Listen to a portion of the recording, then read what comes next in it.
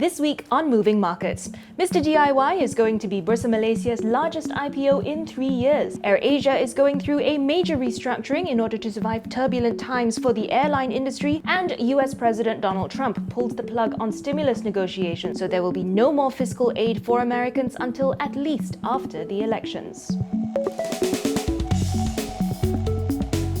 Mr. DIY is going public. Now, you may have seen their stores in your neighborhood mall. They are best known for their home improvement products. The company is listing at 1 ringgit and 60 cent per share and will raise about 1.5 billion ringgit. It's going to be the largest IPO on Bursa Malaysia in 3 years, and some may say the valuations aren't cheap because based on the prospectus, Mr. DIY's price to earnings ratio will be 31 times, meaning investors need to pay 31 ringgit for every 1 ringgit of the company's current earnings. When you consider that the price to earnings ratio of the FBMK LCI for this year is 24 times, it does seem a little pricey. But of course, this is subjective and depends on how much earnings growth you expect from this company. The other interesting thing about Mr. DIY's IPO is that it has been allowed to list only 15% of its company. That's quite unusual. Bursa Malaysia has always required that public companies list at least 25% of its shares. Could this mean that Bursa might in the future allow for more exemptions? If that's the case, then what is the criteria? Or will it eventually revise this rule entirely so as to be in line with regional markets? Standing on the brink of insolvency, AirAsia X will go through a major restructuring. The plan is to reconstitute 63 billion ringgit in future lease rentals, commitments to buy aircrafts, and advanced ticket sales into a principal amount of 200 million ringgit. Most of this is reportedly owed to Airbus for planes which have already been ordered but not delivered. It's been a rough week for AirAsia because earlier this week, AirAsia Group said it is ceasing operations of AirAsia Japan. The group is also going to stop funding AirAsia India. The question now is, will this plan be accepted by creditors? And even if it is, can AirAsia X recover from its current dire straits until travel restrictions are removed, which looks like it is dependent on finding that elusive vaccine? Most analysts are expecting international travel to only recover to pre-COVID levels by 2023. Can AirAsia X hang on until then? So it's almost official, but the US is not getting a new stimulus package until after the US elections, unless President Trump decides to change his mind and lets us know with a tweet. Stocks tumbled immediately after the announcement on Tuesday afternoon. Why? Well, Democrats and Republicans have been at odds over how large a stimulus should be. The Democrats don't want to go below $2 trillion, while the Republicans want about 1.6. But investors had been expecting a deal, considering there have been signs of progress between the two sides in recent weeks. And without a deal, there will not be any aid to millions of Americans at a time when analysts say government assistance is increasingly necessary. In fact, even the chairman of the Federal Reserve, Jerome Powell, has called for aggressive stimulus. He says the US's economy still has a long way to go before it recovers. What will this mean? Not just for elections, but also for markets, which were already pricing in some form of a compromise. And that's what's been moving markets. See you next week.